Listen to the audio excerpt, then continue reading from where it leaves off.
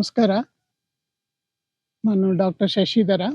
ಸತ್ಯ ದರ್ಶನದ ವಿಶೇಷ ಕಾರ್ಯಕ್ರಮಕ್ಕೆ ತಮ್ಮೆಲ್ಲರಿಗೂ ಸ್ವಾಗತ. ಇಂದಿನ ವಿಷಯ ಅಂತರಾತ್ಮದ ಹಗುರತೆ. ಏನು ಅಂತರಾತ್ಮದ ಹಗುರತೆ ಅಂದರೆ, ಸತ್ಯ ದರ್ಶನ ಅಂದರೆ ಏನು ಸತ್ಯ ಇದೆಯೋ ಅದರಲ್ಲಿ ಹೊರಸತ್ಯ ನಮಗೇನು ಎಕ್ಸ್ಪೀರಿಯನ್ಸಿಗೆ ಬರ್ತಾ ಇದೆ. ಆ ಒಳ ಸತ್ಯ ಇದೆಯಲ್ಲ, ಅಂತರಾತ್ಮ ಅಂತ ಕರಿಬೋದು ಅದನ್ನ.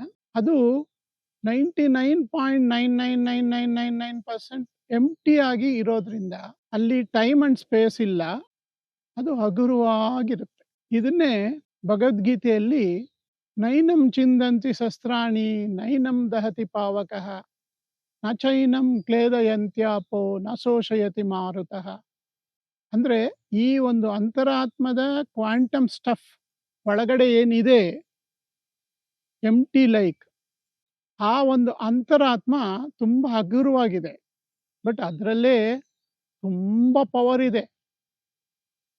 ಇವಾಗ ಒಂದು ಸ್ಮಾಲ್ ಆಟಮ್ ಅಲ್ಲಿ ಎಷ್ಟೋ ಮೆಗಾ ಪವರ್ ಕ್ರಿಯೇಟ್ ಮಾಡ್ಬೋದು. ನ್ಯೂಕ್ಲಿಯರ್ ಫ್ಯೂಷನ್ ಅಲ್ಲಿ ಈ ಒಂದು ಕ್ವಾಂಟಮ್ ವ್ಯಾಕ್ಯೂಮ್ ಅಂತ ಏನು ಹೇಳ್ತೀವಿ, ಅದು 99.999% ಎಂಟಿ ಆಗಿರೋದ್ರಿಂದ ಅದರಲ್ಲಿ ಇನ್ನೂ ತುಂಬಾನೇ ಪವರ್ ಇದೆ. ಅದನ್ನ 0 ಪಾಯಿಂಟ್ ಎನರ್ಜಿ ಅಂತ ಹೇಳ್ತೀವಿ, ಅಥವಾ ಕ್ವಾಂಟಮ್ ವ್ಯಾಕ್ಯೂಮ್ ಫ್ಲಕ್ಚುಯೇಷನ್ ಅಂತ ಹೇಳ್ತೀವಿ. ಬಟ್ ಅದು ಹಗುರವಾಗಿದೆ. ಅದು ಹೇಗಿದೆ ಅಂದ್ರೆ ಎಲ್ಲಾದ್ರಲ್ಲೂ ಇದೆ. ಸರ್ವಾಂತರ್ಯಾಮಿ, ಈಶಾವ್ಯಾಸಮಿದಂ ಸರ್ವಂ, ಪ್ರತಿಯೊಂದರಲ್ಲೂ ತುಂಬಿಕೊಂಡಿದೆ, ಇನ್ಫಿನಿಟ್ ಆಗಿದೆ, ಹಗುರವಾಗಿದೆ.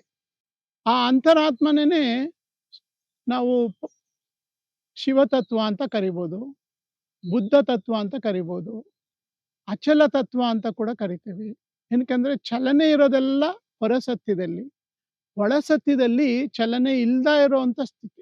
ಇಲ್ಲಿ ಚೇಂಜಸ್ ಕಾಣುತ್ತೆ ಹೊರಸತ್ಯದಲ್ಲಿ, ಅಂತರಾಳದಲ್ಲಿ ಚೇಂಜಸ್ ಇಲ್ಲ, ಅದು ಇನ್ಫಿನಿಟ್, ಸರ್ವಾಂತರ್ಯಾಮಿ.